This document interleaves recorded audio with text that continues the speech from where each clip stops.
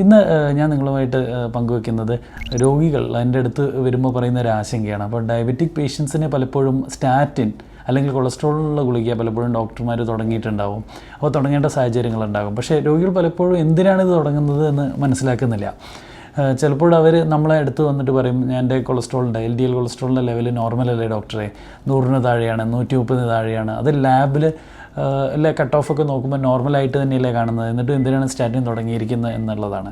അപ്പം primary prevention എന്ന് പറയുന്ന ഒരു ഇതിൻ്റെ ഭാഗമായിട്ടാണ്, അതായത് കാർഡിയോവാസ്കുലർ ഇവൻറ്റ്സ് പ്രിവെൻറ്റ് ചെയ്യാനായിട്ട്, ഹാർട്ട് അറ്റാക്കോ സ്ട്രോക്കോ ഒക്കെ പ്രിവെൻറ്റ് ചെയ്യാനായിട്ടാണ് ഇത്. ഇങ്ങനെ ടൈപ്പ് 2 ഡയബറ്റിക് പേഷ്യൻസിൽ അവരുടെ ഏജ് 40-നും 75-നും ഇടയിലാണെങ്കിൽ, അവരുടെ LDL കൊളസ്ട്രോൾ 70-ന് മുകളിലാണെങ്കിൽ നമ്മൾ കൊളസ്ട്രോൾ കുറയ്ക്കുന്ന സ്റ്റാറ്റിൻ മെഡിക്കേഷൻസ് സ്റ്റാർട്ട് ചെയ്യുന്നത്.